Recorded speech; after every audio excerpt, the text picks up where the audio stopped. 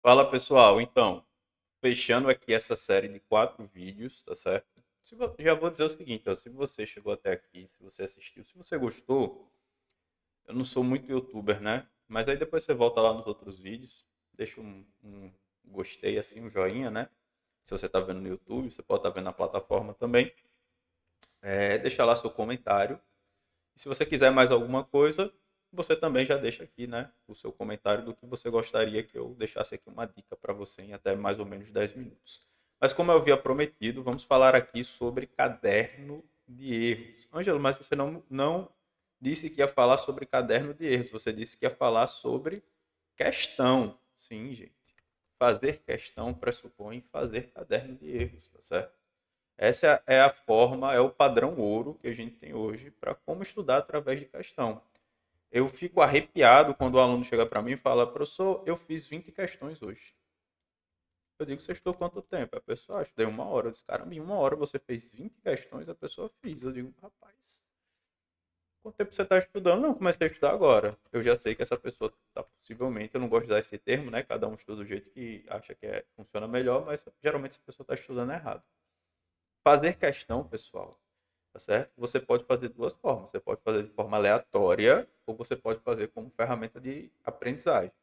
De maneira aleatória, é um hobby. Então, você pega a questão e faz porque você quis fazer. Ficou curioso, querer saber a resposta. Agora, como mecanismo de estudo, como uma ferramenta de aprendizagem, demora um pouquinho mais de tempo do que só você ler o anunciado e marcar um X.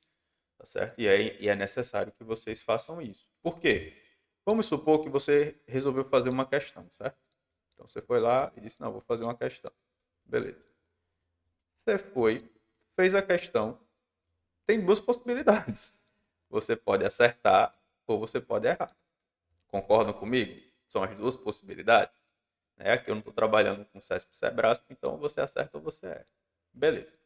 Se você acertar, eu tenho duas possibilidades desse acerto.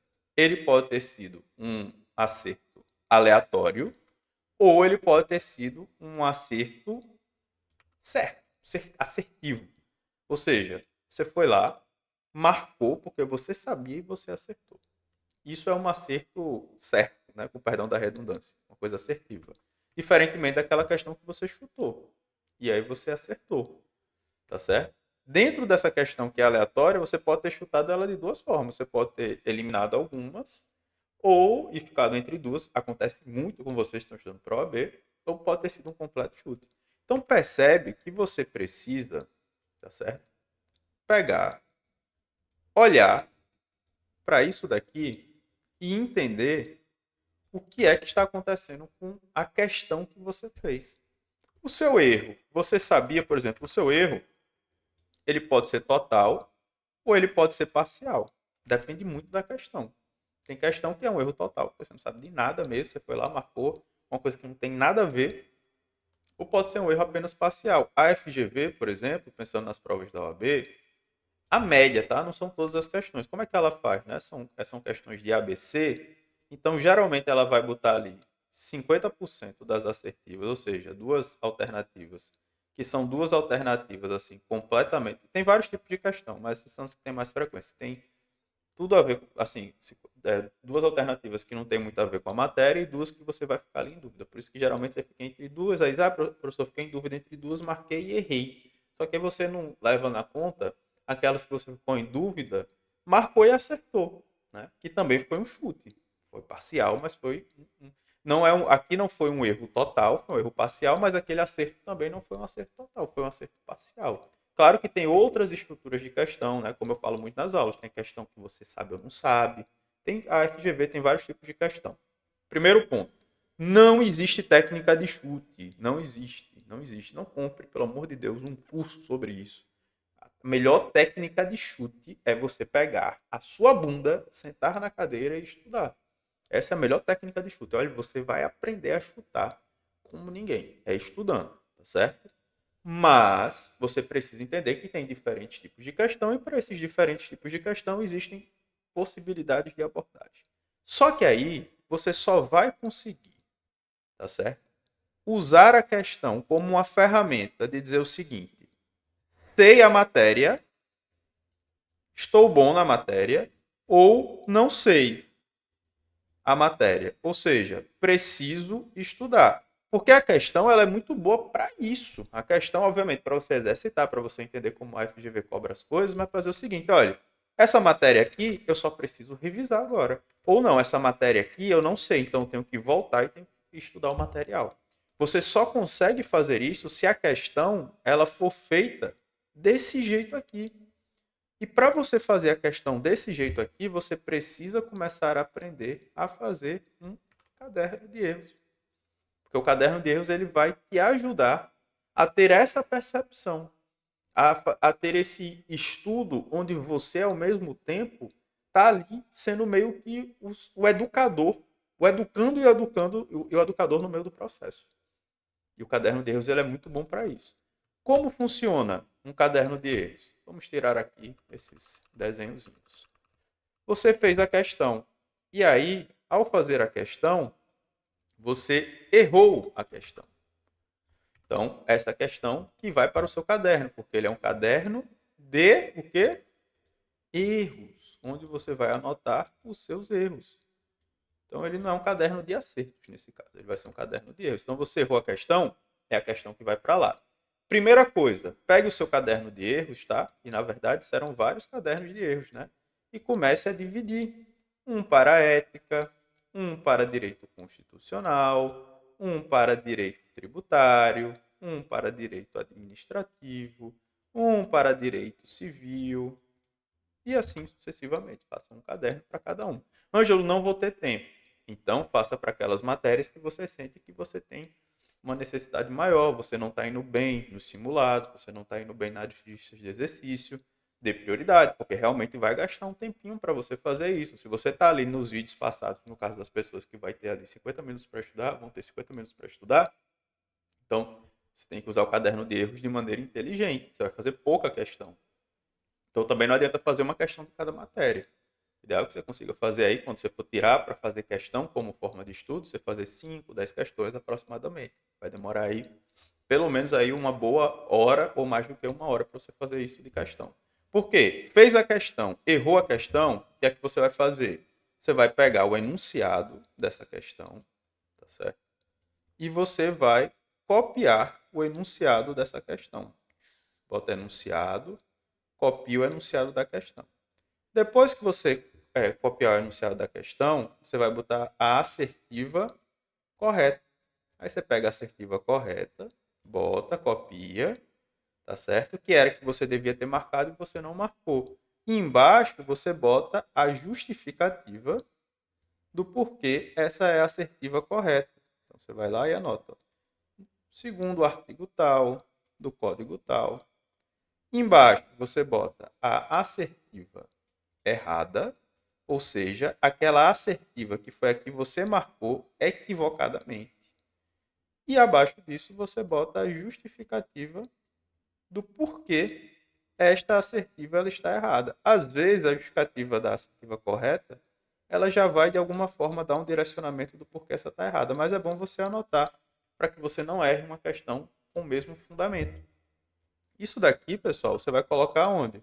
Pode ser um documento Word. Se você é que nem eu do time que gosta de estudar escrevendo, pode botar numa folha de papel. Estudar escrevendo, pessoal, estudos recentes, tá? Já tinham e estão saindo novos estudos de 2025, 2026. Estudar à mão é potencialmente melhor do que estudar digitando, tá certo? Mas aí, obviamente, fica a gosto de cada um. Mas aí você vai fazendo isso. Perceba que para você fazer isso daqui, gente, se você for fazer digitando, você não vai gastar menos do que 10, 15 minutos, não. Se for fazer na mão, bota uma boa meia hora aí para você fazer isso. Tá certo? Mesmo que você vá ali simplificando, etc. Só que aí, pessoal, quando você faz isso, primeiro ponto, você está tendo um estudo ativo, né? Você está ali engajado na atividade. Segundo ponto, você está entendendo a questão. Então você está. E aí você começa, quando você vai pegando, faz 10 questões sobre um assunto.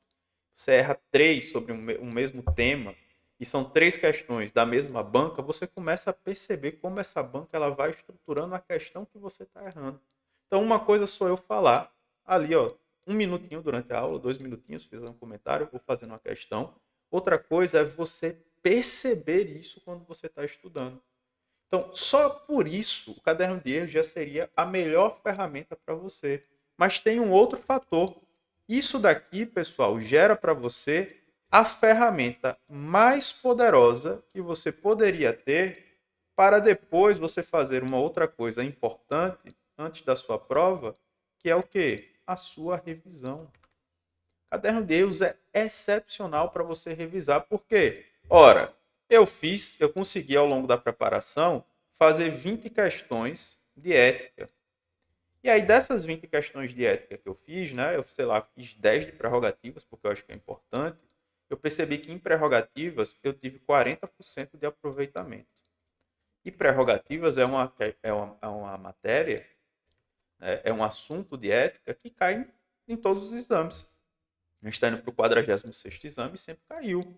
Então, se é uma matéria que eu tive 40% de assertividade, não faz sentido eu não revisar. Não faz sentido eu não pegar o artigo 7º do Estatuto da OAB, 7º A, 7º A e 7º B, e eu não fazer uma leitura na véspera da prova e fazer mais umas questõezinhas para ver se eu realmente consegui fixar. Isso daqui, pessoal, é padrão ouro de estudo. Porque assistir a aula, ler o material é muito poderoso. Mas às vezes você não vai conseguir ali fixar totalmente.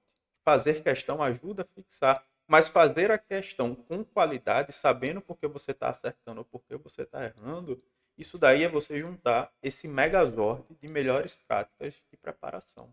Então faça o seu caderno de erros. Não existe um modelo, inclusive, tá, gente? De caderno de erros. Você faz o seu. Você organiza bonitinho, bota lá no título do arquivo ou no começo do arquivo de qual matéria é. Depois você pode segmentar por assunto. Então, ética, tem um caderno de erros de éticas, eu boto primeira parte de atos e atividades privativas, outra parte para prerrogativas, outra parte para impedimentos, incompatibilidades. Aí eu vou organizando ele. Ângelo, isso gasta tempo. Isso é investimento. O tempo que você gasta, né, dessa forma, estudando desse jeito, você não perde. Sabe como é que você perde tempo? É você estudando mal. É você estudando sem dormir direito, é você estudando estando viciado em tela, é você estudando com seu sistema de recompensas todo destruído, é você estudando fazendo questão de jeito aleatório. Aí você pega uma sessão, às vezes, desesperada de 4 horas de estudo e você aproveita 15 minutos.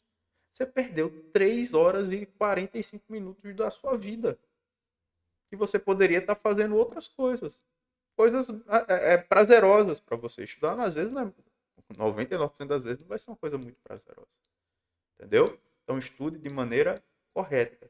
Aqui está o padrão ouro para você. Se você puder fazer pouco, faça pouco. Mas esse pouco que você está fazendo, você vai aproveitar o máximo possível. Possa ser que você talvez tenha que enfrentar a frustração de não passar numa prova. Eu acho que você não precisa. Eu acho que se você estudar direitinho, seguindo essas outras dicas, você consegue passar. Mas se você fizer tudo isso que eu falei, tenha certeza que a chance de você desperdiçar esse estudo é nenhuma, é zero. Como eu sei que o tempo é o recurso mais precioso da sua vida, eu não estaria aqui vendendo uma ilusão, até porque esse vídeo está aberto no YouTube para qualquer pessoa. Você não precisa comprar o curso da Reta para você ver esse vídeo. Eu não vou privar ele não, ele vai ficar aberto, vai para a plataforma também, mas ele está aberto aqui para vocês. Então não deixe de fazer isso. Tá bom? Se você quiser mais alguma dica, etc., algum assunto que você quer que eu explore, eu falei sobre vício em tela, eu tô doido para falar sobre isso, sistema de recompensa, etc., uma coisa que eu tenho estudado bastante. Se você quiser, você coloca aí desenvolver bons hábitos ou coisas mais específicas de estudo, você coloca aí. Quero esse assunto. E aí eu venho e gravo outro vídeo para vocês. Beleza? Um forte abraço, bons estudos para vocês e até a aprovação.